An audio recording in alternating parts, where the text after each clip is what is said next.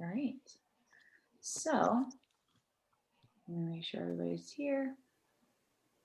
Okay. All right. So I'll be watching in case people come in late and I can just, whatever. All right. So, hi everyone. Welcome to the first ever Intro to Pharmacy workshop. My name is Kayla Cullum. I am the academic advisor for allied health students here at the University of Maryland. I also have my pre-pharm partner in crime. I'll let you introduce yourself. All right, thanks, Kayla. My name's Christina. I'm a junior biochem major and Spanish minor on the pre-pharm track, obviously. And I'm the HPAL student ambassador, the Health Professions Advising Office that we have here.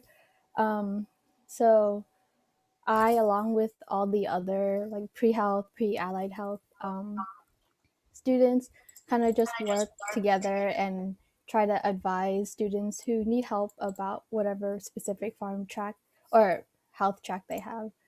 So be sure to visit us. We have office hours. They're going to be posted soon. And it's going to be on the HPAL website. So thanks for coming. All right. So we are recording this workshop. So we have plans to put this on our website so everyone can view it later. And this is just a really great resource. We're going to cover a lot today, as you can see. So Christina is going to talk pretty much throughout the first half, what you can do with pharmacy, how to get there, some courses needed, and then we'll dive into some experience, being a farm tech, all that kind of stuff. PCAT, letters of rec, that says CASPA, it should not say CASPA, it should say Farmcast, but the Common Application Service, and then an application timeline in order to apply to PharmD programs. Okay, and so since this is like a intro to pharmacy, this is just fast facts about it, just like quick things that if you want to go into pharmacy, you should know. So first of all, a bachelor's degree is actually not required. You will need about 60 to 65 credits though of prereqs of it's like science and general prereq courses. You can take them at any accredited institution, like 4-year at UMD, 2-year institution, or even community college. So they all can transfer to a pharmacy school. There's also, or to go with that, school is about 5 to 8 years of pharmacy school to get your PharmD.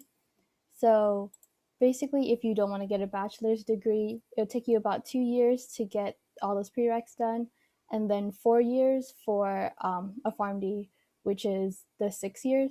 There are some accelerated programs that can get you a PharmD in 3 years, so that's where the 5 comes from. But then if you want your bachelor's degree, that's 4 years undergrad, and then 4 years pharmacy school, so that's the total 8 years. And then I go back to the PCAT, which is the Pharmacy College Admissions Test, which is kind of like a standardized test like the SAT you took for college, but for pharmacy school specifically. And it's also quite optional for some schools. They don't require it, but highly recommend it. It covers 5 sections, which is writing, critical analysis, which is like reading, math up to calculus, biology, and chemistry. So pretty science heavy. So most schools take about a 3.0 cumulative GPA, not as competitive as medical or dental school, as you can see, but again, pretty like standard 3.0 GPA. And lastly, the pharmacy field is really diverse. There are a variety of careers for all interests. I'll discuss them now.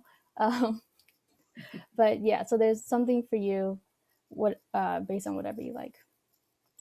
So here are more of the common fields in pharmacy. This is no insider knowledge or anything. You can find all this information on the internet, which is exactly what I did. So if any of these look slightly interesting to you, I urge you to do your own research and find out more about what else there is about pharmacy. But here I've just summed up some of the common ones. And so you can start with community. And this is what most people think of when they think of a pharmacist. I think it's what I thought in the beginning as well, where they work in retail pharmacies like CVS, Walgreens, Rite Aid. And basically, here you have the most direct patient interaction where you're actually talking to the people who are taking the medicine. So that's where the patient counseling comes in. If they have a question, they'll directly ask you because you're also directly there to give it to them. Um, you can also work in community health centers where you work again directly with patients. So this is a good field for you if you like talking with people, are good with talking with people, and want to be in like the general public. A little different from that is clinical or hospital, where there's less interaction with patients and more with other medical staff, like other pharmacists, doctors, or nurses. And it's also more of a fast paced work environment with more or multiple responsibilities.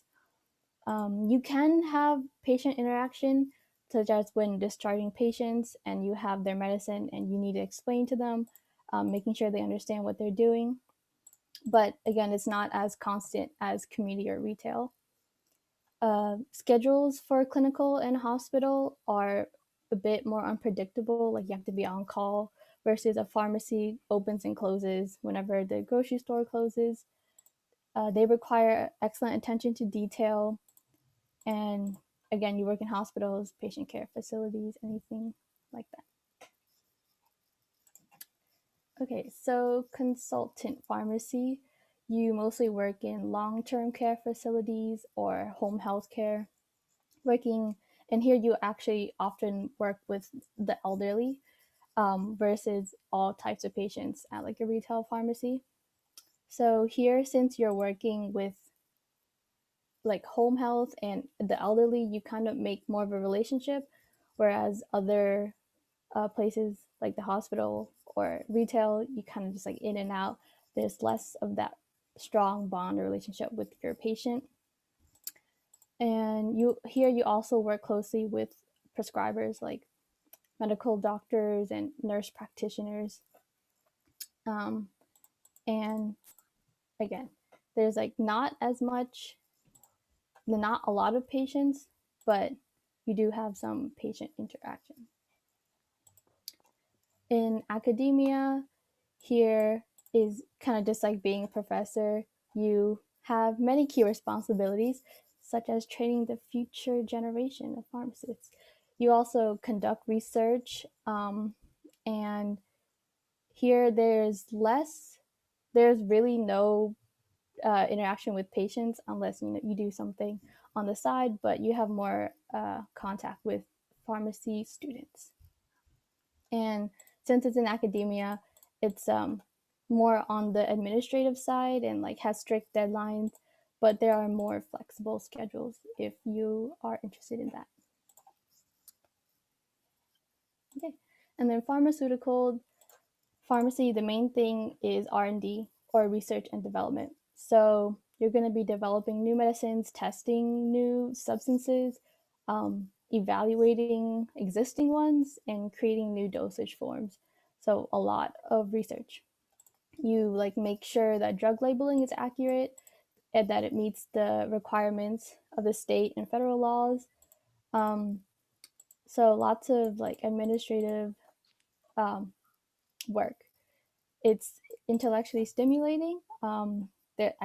There's like a lot of job flexibility, really dynamic, um, but you have to have a strong interest in the research field, medical chemistry, and there's the occasional long hours. Working in like FDA here or any biotech companies, and other again, like I said, these are the most common ones. Some other ones are working in the government, like NIH, um, PBMs, MCOs, or mail service, where you give service over the phone and kind of like telehealth. But you can do research into that yourself if that interests you. But yeah, so those were more of the common fields in pharmacy that you could go into.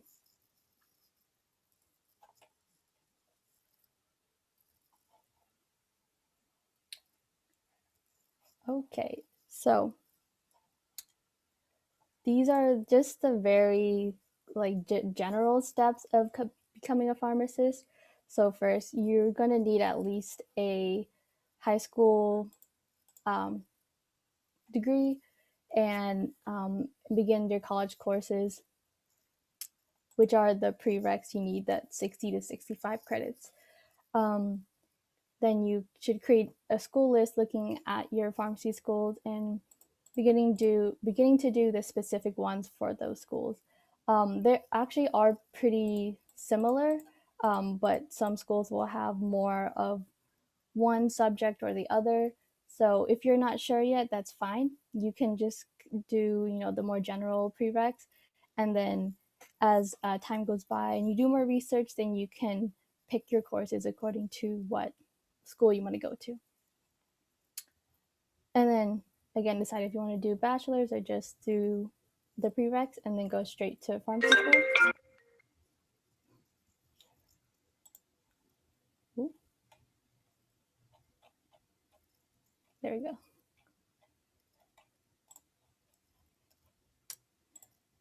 Okay, I'm back. Sorry. You're good. Step 4, um, gaining relevant experience in the field. So it's actually not required for you to get experience like in PA school where you have to get like 2,000 or so hours of clinical experience, but it's very helpful, especially when you go to the interview for your pharmacy school, and prepare you for the school in general, like learning all the drugs and what they do. So it's that's like clinical experience. You can also get research experience. So anything like that will definitely give you an advantage when applying. Number 5, depending on whether your school requires it or if you want to take it, if it's optional, study and take the PCAT. And then finally go to Farmcast and submit your applications. And we'll talk about the Farmcast later as well. So, like I was talking about in the beginning, the possible trajectories that you can take, the routes that you can take to getting your PharmD.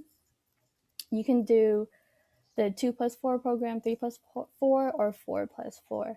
And there's the occasional 5 years where you do the accelerated program. But in general, 2+4 and 3+4 is if you don't want to get your PharmD and you just want to do your prereqs in 2 or 3 years, however long it takes you to get them done. And then you just apply to a farm school. As long as when you apply or when you matriculate and you have all your courses done, your prereqs done, then that's okay. Like if you're applying in the fall or something, but you don't finish until spring, but school starts the next fall, then that's totally fine. And then 4+4 is when you take your prereqs as well as all your major and or minor courses in the 4 years at a 4-year institution, and then you apply to the 4-year PharmD program. So those are all different paths you can take, all very valid. Okay, so courses needed. So I'll go more specifically into these prereqs. But here's a sample school list that Kayla has made that works for any like any pre-health or any school that needs like prereqs. But basically all your schools that you're looking into, you can put down university A, B, C, and then whichever prereqs they require, chemistry, like Gen Chem 1, Gen Chem 2, Orgo 1, Biochem, whatever classes, you can put down what they require. And you can also track, when you finish them as well. So this is a good way to keep track of it. And I'm just going to open these links here at the bottom so we can talk about them and not forget them. So this is the summary of basically prerequisites for all of the farm schools in the United States. So this is a good place to start to see who requires what, but As you can see, it's not very descriptive. So, you know, Butler requires 18 credits of chemistry, but Binghamton only requires 16. Well, what are those credits? Is it, Gen Chems and Orgos, or, how does that work? So, this is a great place to stop and look for like a quick second to see, what classes you may need to take and how many of them. But definitely go to the school specific websites to see exactly what they need. And you can find this on Google and our HPAO like pre-farm section of our website. I'm also, once this is posted on YouTube in like the comments or the summary of the YouTube description, I'll have a link to this as well. So that's one little helpful guy. And then if my screen loads, we also have the school directory. So on farmcast.org, you can go to the school directory. And the school directory is a really great resource for you to kind of start your school list to get all of these programs, and what they require, where they are, finances, all that kind of stuff. So again, really great place to start your school list and gain some information. It's kind of a best practice to take the information from these directories with a grain of salt a little bit, just because obviously Albany pharmacy program is not updating their Farmcast website as much as their own personal website. So this is a great place to start, but definitely go to the school specific websites for all of the information that you could ever want. All right, let me go back here.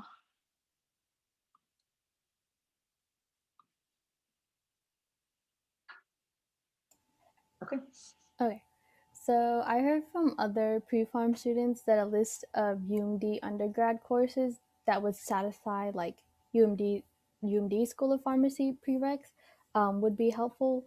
So I try compiling a list from my experience. This is not official or anything. There are some schools that have like an official list on their like pharmacy school website that will transfer from their undergrad school, but Maryland doesn't have one. So these are just uh, lists of classes that I personally think would work.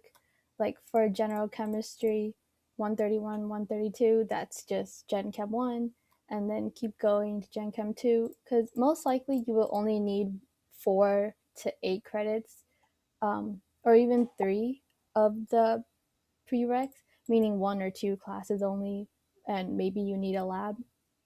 So these are kind of like the lower level courses, just Gen Chem 1, Gen Chem 2, Orgo 1, Orgo 2. And these are just to list the course numbers. So you will probably have this later so you can refer back to it. But like biochemistry 461 is biochem 1. You most likely won't need 462, which is biochem 2, or 65, 465, which is biochem 3, but that's there if you want to know.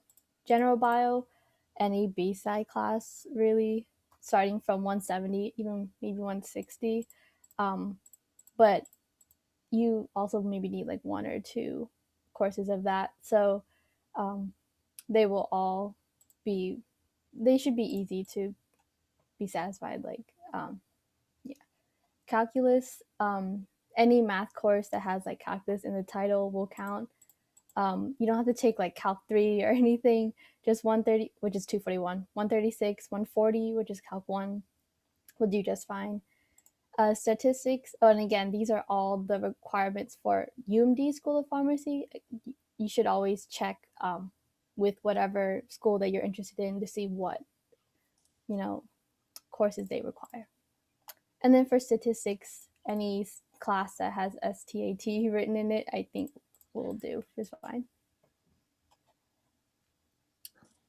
And then it's just a continuation. Physics.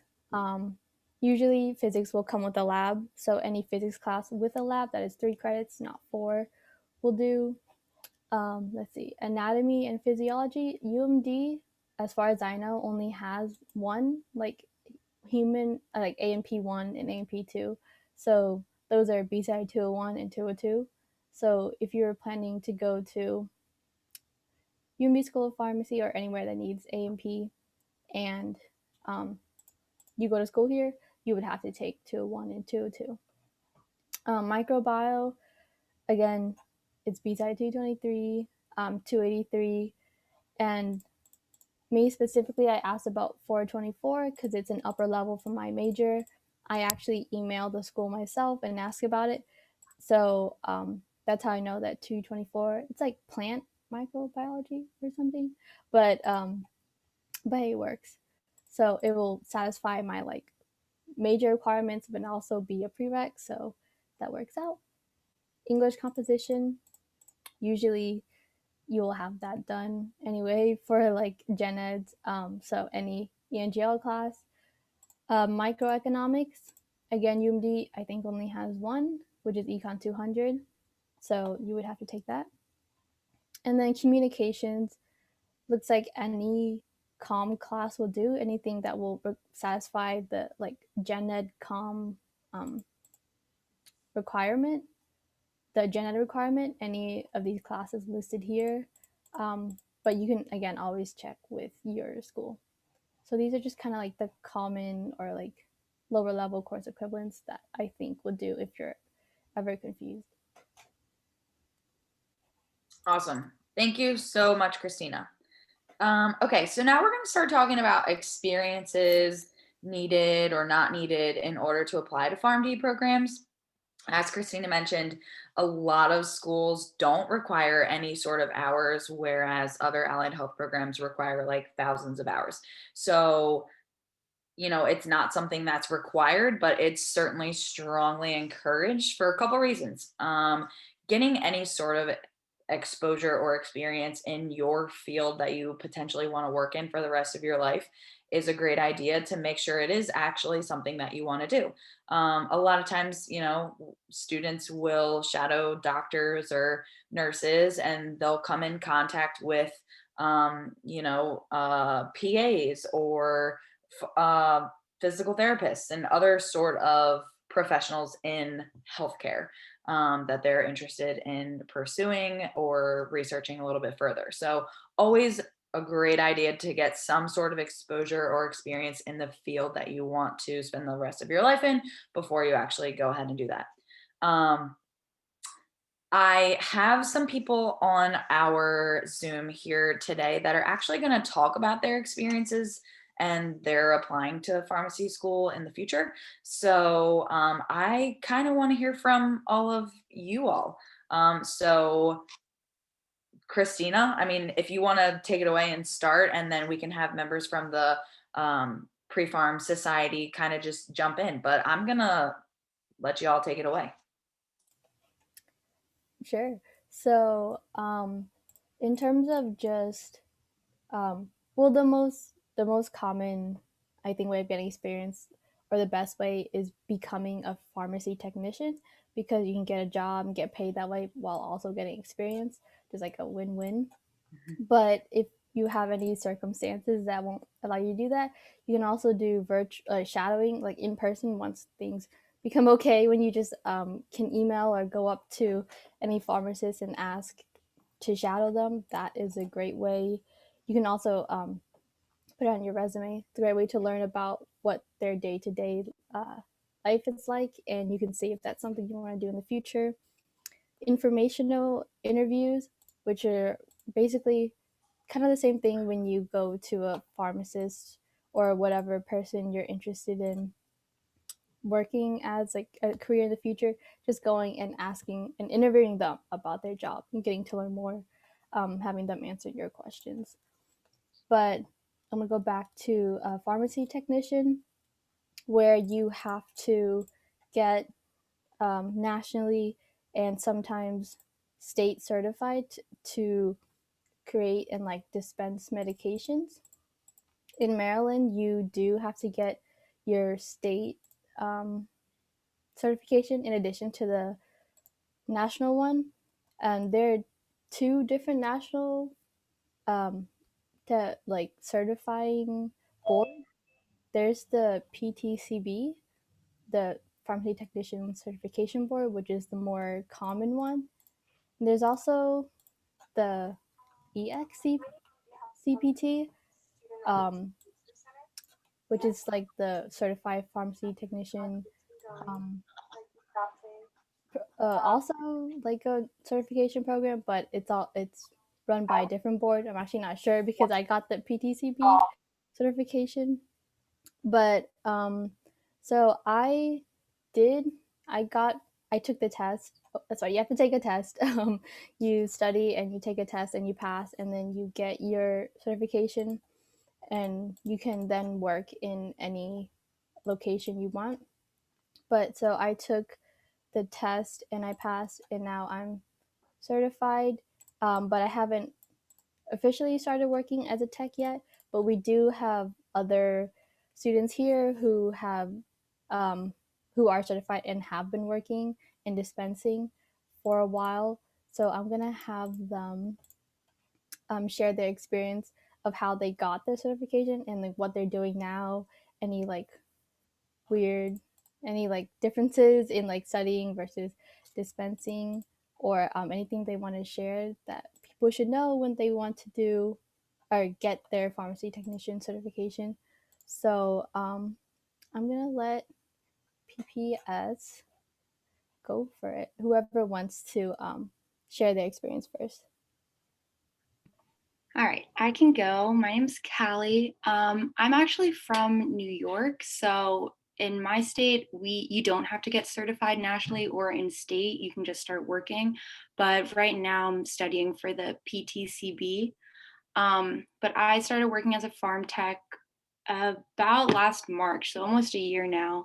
And for me, the experience has helped a lot, just solidifying what I want to get out of pharmacy and what I want to do, especially talking to the pharmacist.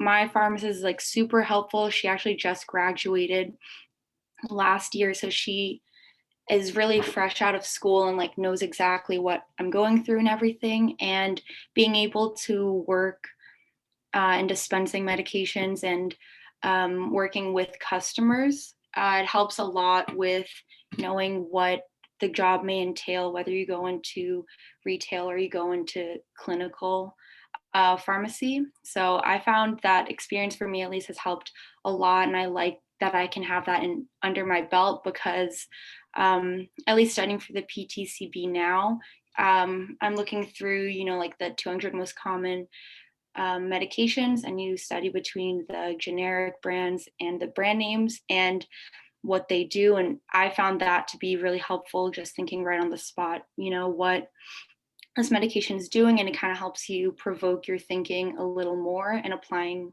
what those medications do to what you're learning in school. So I really recommend experience if anyone else wants to go.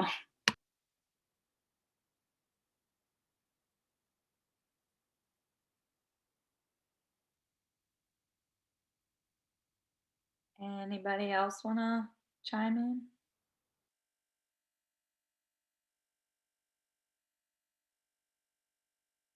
Okay.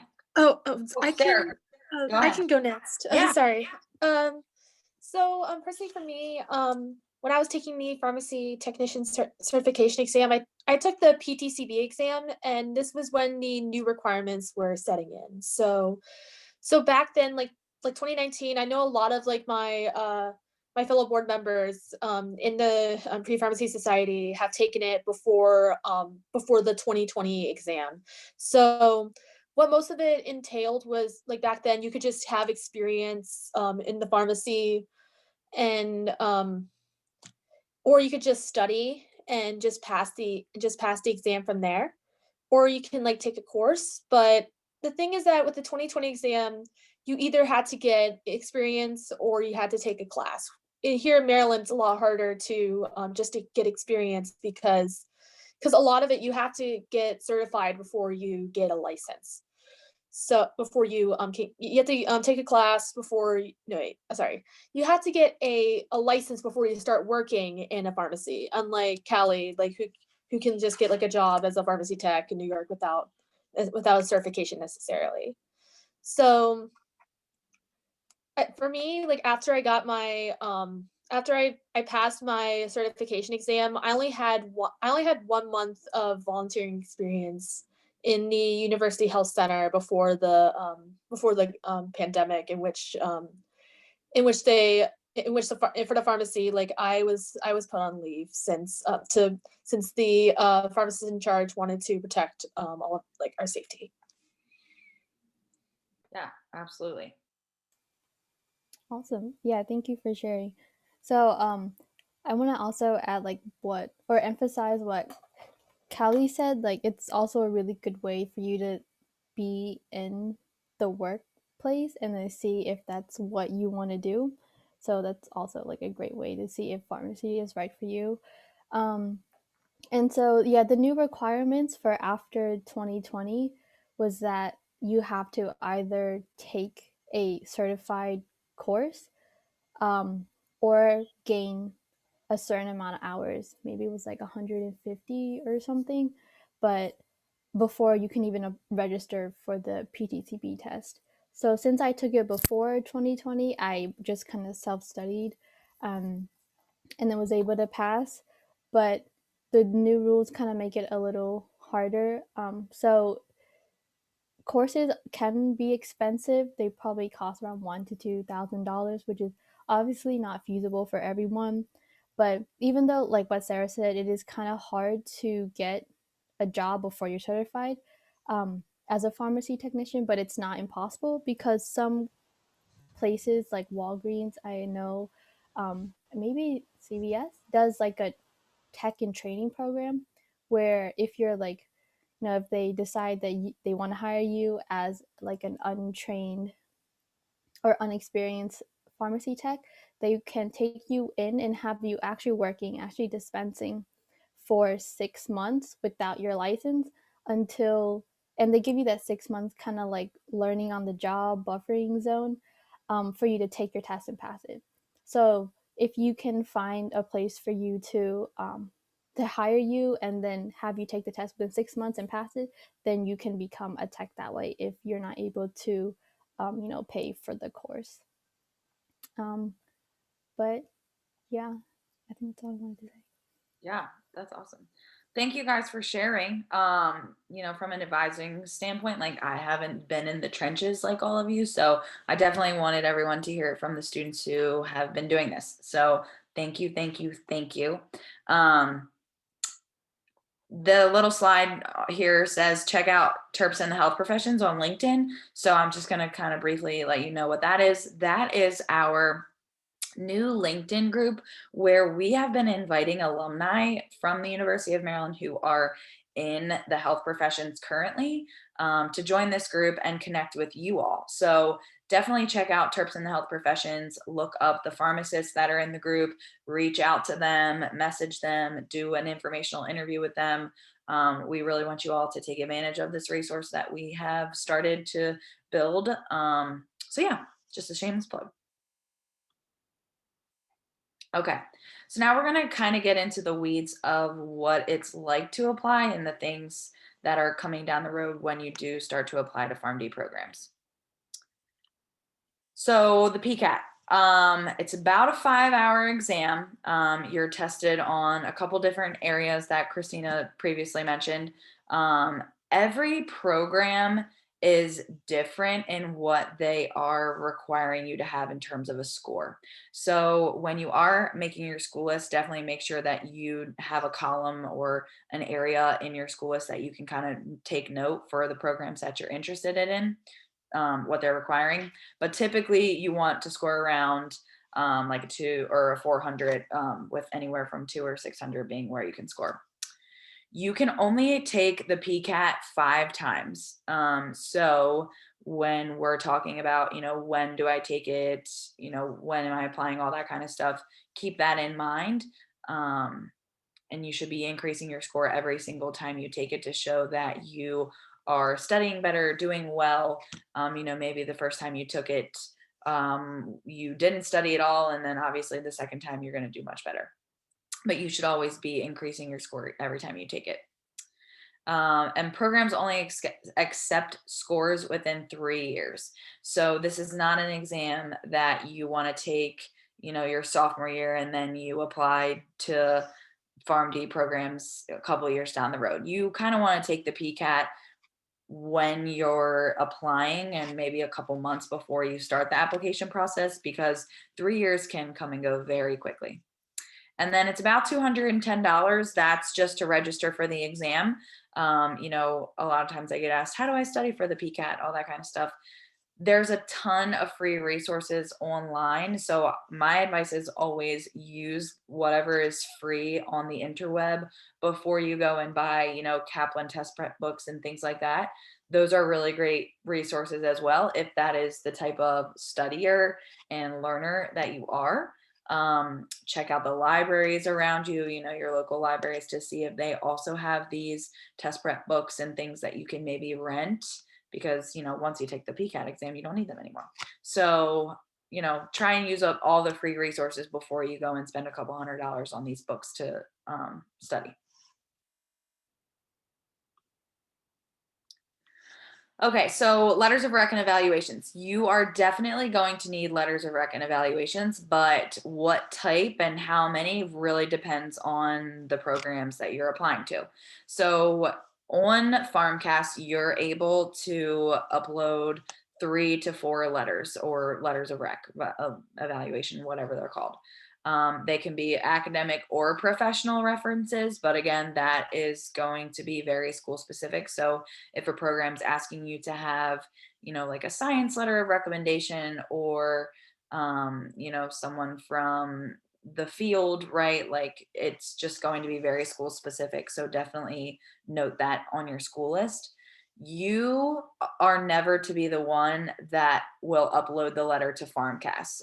Your letter writers will upload it to Farmcast. When you put their name and email address into your application, they'll get an email saying, hi, Kayla wants you to upload a letter of recommendation. She's applying to PharmD programs.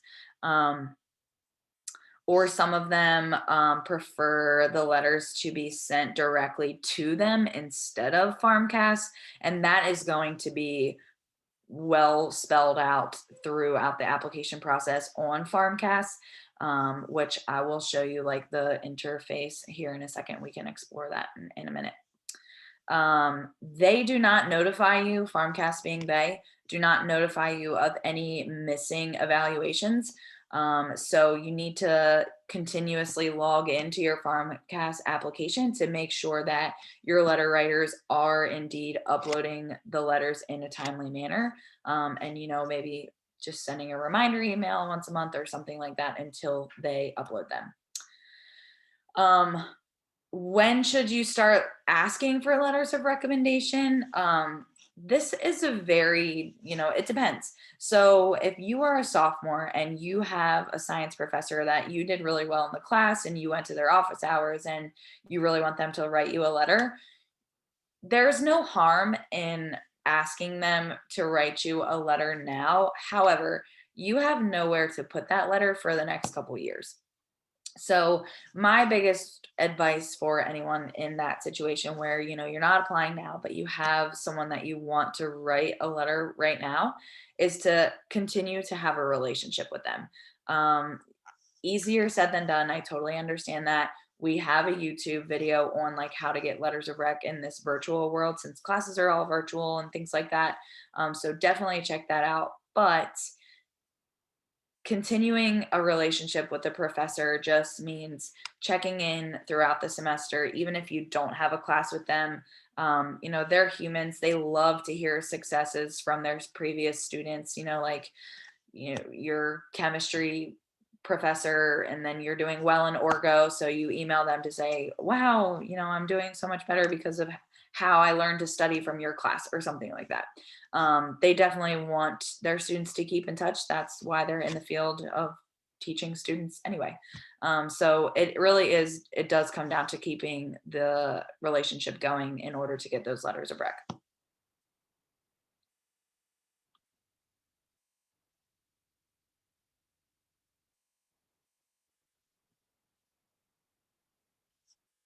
Okay. So Farmcast is where you apply to pharmacy programs. So this is kind of what the homepage looks like. And we're gonna escape out of this real quick and go to Farmcast. And I'm gonna show you kind of all the things.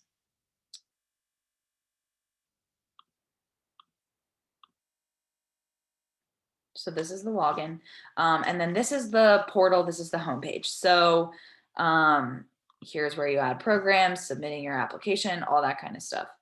If we go, so I'm applying to a couple schools in New York. If you saw that, that was Albany, just, you know, as a tester. But so personal information, pretty self-explanatory. Academic history as well, very self-explanatory.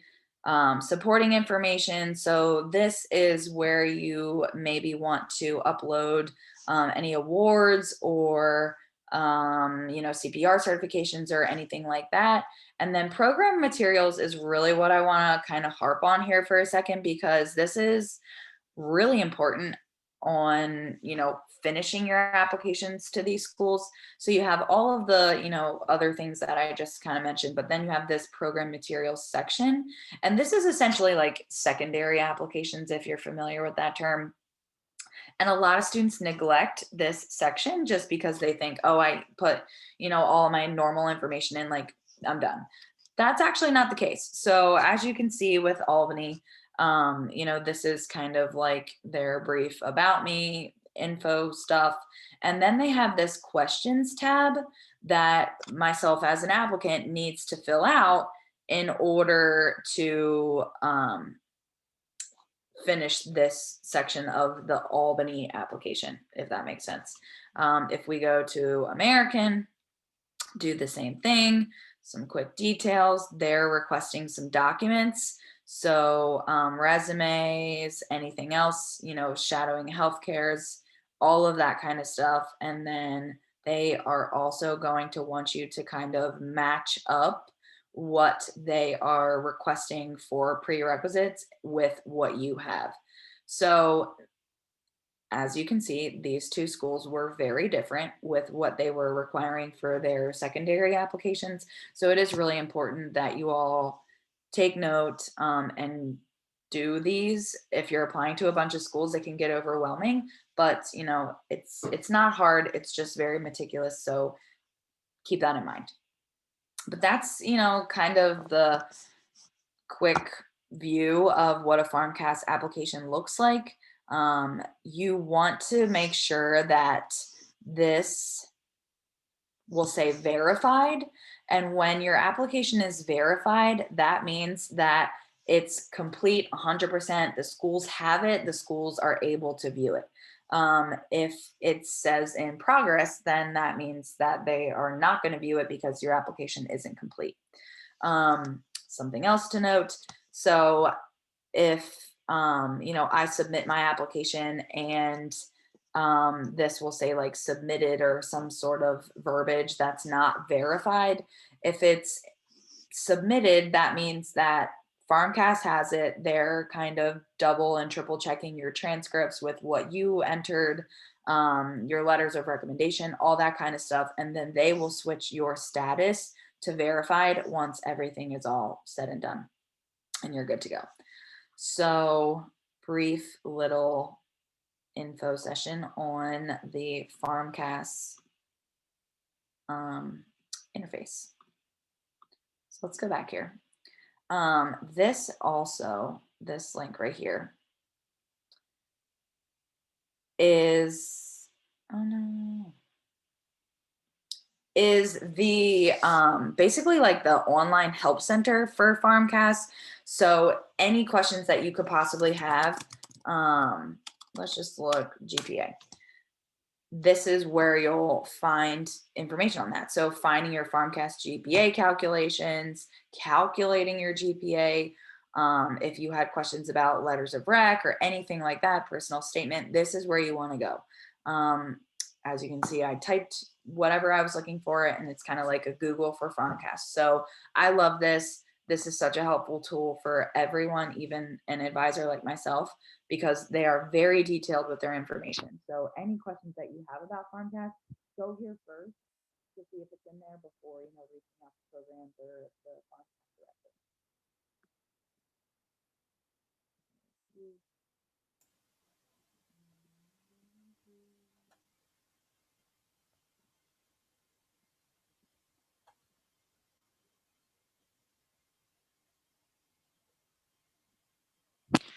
Okay, so quickly, how much does this cost? So I put 2 schools in my shopping cart essentially, that I plan on applying to. It's $175 for your first program and then $55 for every program after. So, applying to 2 schools, it cost me almost $250. So I'm telling you this now just to kind of make you aware and save your money, right? Like if you're someone who's like, I'm going to apply to every PharmD program because I don't care where I go, I just want to go to pharmacy school, then that's going to cost a pretty penny. So definitely keep that in mind when you are budgeting for this application process, and how many schools that you may want to apply to. A lot of times students will apply between, like 6 or 8 programs, but I always tell students, if you would never go to that program, then don't even bother applying, right? Like don't waste your money there. Fortunately, interviews and visits and things like that are all happening virtually. So normally I would say, save your money to fly to PharmD programs and tour and do open houses and all that kind of stuff, but you can actually do that virtually now. So definitely do open houses just like you did when you were in high school going into college. Make sure it's a right fit for you, whether it's, on the East Coast or the West Coast, in the city or in the county, rural, urban, whatever works. Make sure it's a good fit for a program for you.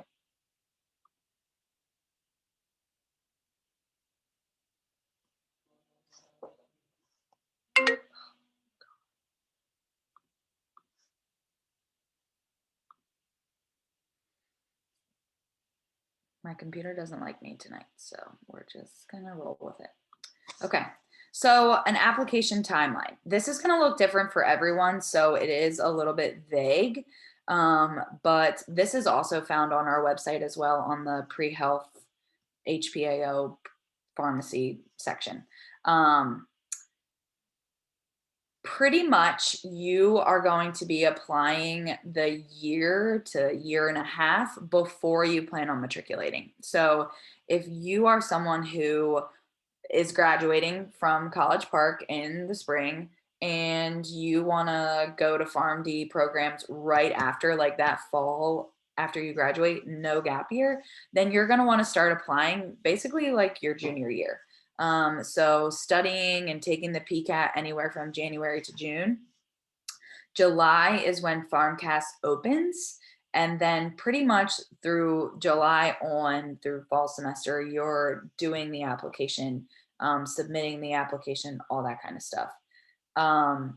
Every program is going to have like a deadline. So when you are paying attention to that, when it does come time to apply, put that in your school list. Make sure you submit your Farmcast application, I would say 3 weeks before the deadline, because remember I said just because you submit it doesn't mean it's verified. So give yourself time to, have a transcript get lost in the mail or something could go wrong where you're not missing that deadline for the program that you really, really want to go to.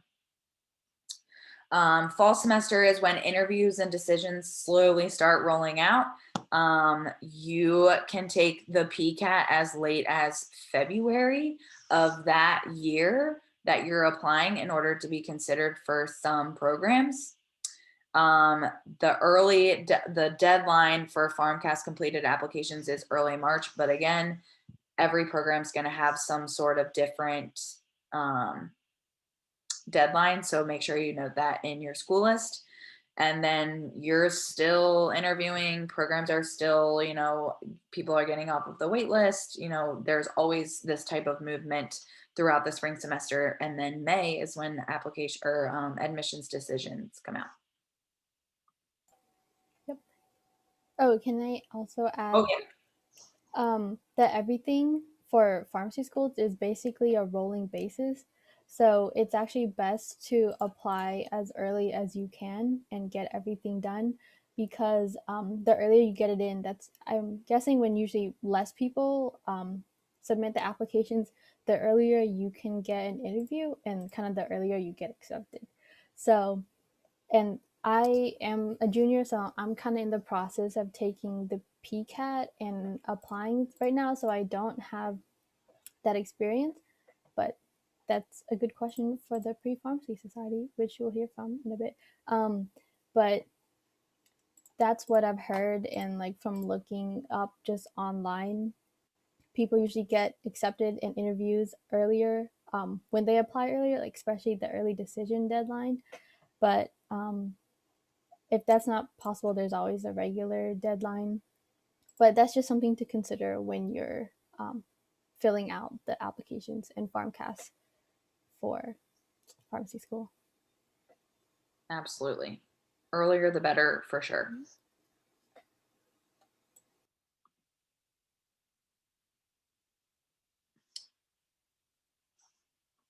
I swear I clicked it. It's just being very slow. Okay.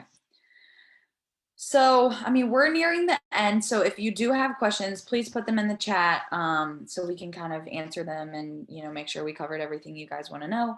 But how can HPAL help? So definitely follow us on social media if you haven't already. We are always posting things. Our student ambassadors are doing takeovers. You know, we're sharing student org stuff. So definitely follow us on there. I talked about our LinkedIn group, Terps in the Health Profession, to connect with alumni that are in the field. And then again, all of our pre-farm students from the Pre-Farm Society, as well as Christina, our student ambassador, they are the best resources. They are going through it. So they are the best type of person to ask about their experiences, applying, the PCAT, all that kind of stuff. Weirdly enough, there's a lot of like pharmacy related podcasts. So if you're interested in podcasts or you like listening to them, check them out.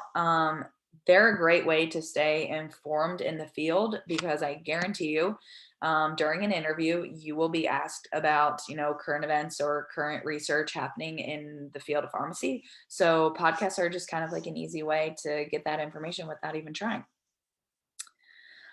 So I am going to turn it over to our Pre-Farm Society peeps once again.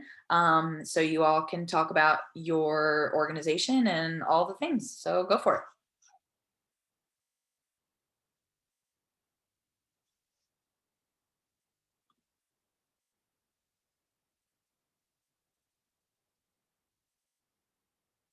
Sarah or anybody? I can also plug ambassadors while they're getting ready. Yeah.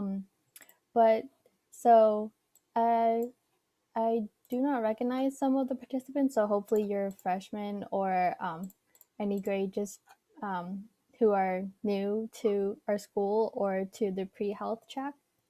But the HPAL has a group of student ambassadors who are just students at UMD on the pre-farm track.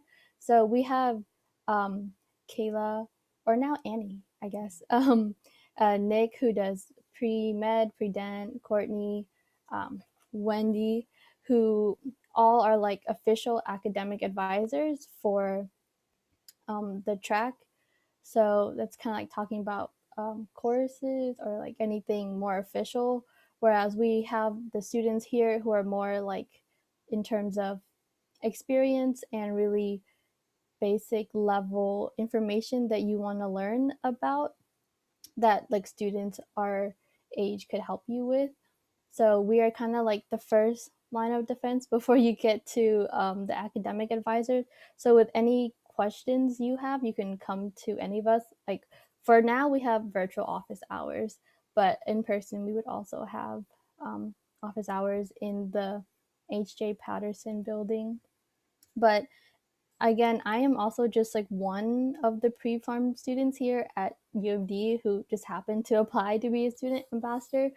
And so there are like tons of other resources, such as the Pre-Pharmacy Society, who have people that have like way more experience than I do, or are in a different stage of applying.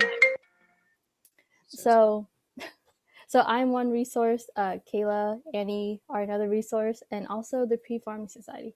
And some of their members are going to talk now. So you guys can go ahead. Sorry about that. Hi, I'm Danielle from the Pre-Pharmacy Society. And so what we do at our organization is we invite guest speakers from different schools and areas in pharmacy to come talk to us about their experience and their programs. And so if you're still unsure of what school you want to go to or what field in pharmacy you're interested in, these information sessions are going to be a great help. And our first GBM is actually going to be next Thursday, February 11th at 5 p.m. with the University of Southern California School of Pharmacy, and they're currently ranked the second best pharmacy school in the US. And so if you're interested in that, we'll be sending out the link in the chat right now, as well as our newsletter, if you're interested in getting more updates about upcoming events that we have, as well as our group me. And so, yeah.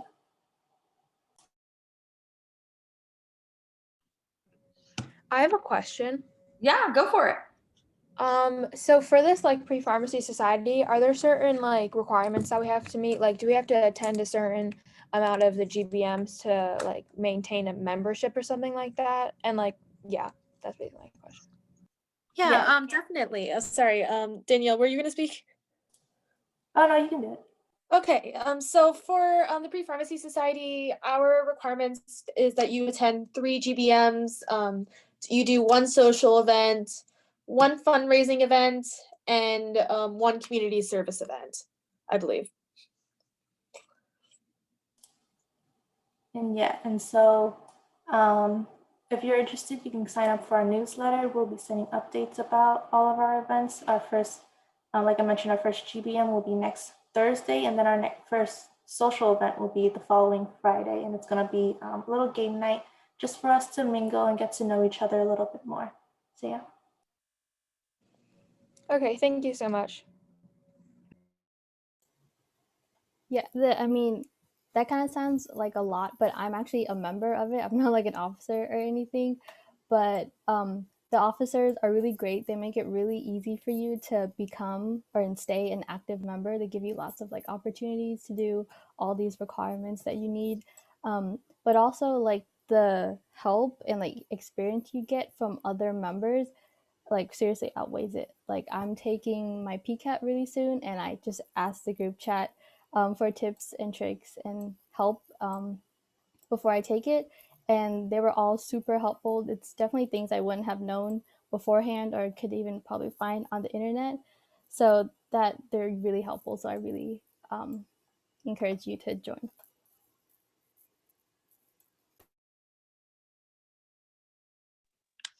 Awesome. Well, this has been a jam-packed with information hour. So thank you all for being here with us, joining us this afternoon or evening. Moving forward, I am no longer employed at the university. So if you're interested in meeting with someone about pre-pharmacy, definitely, meet with Christine, our student ambassador, anyone from pre-pharm, as well as Annie Montgomery, who is our new allied health academic advisor. So with that, I am going to wish everyone a great rest of your evening and enjoy the semester. Bye. Thank you.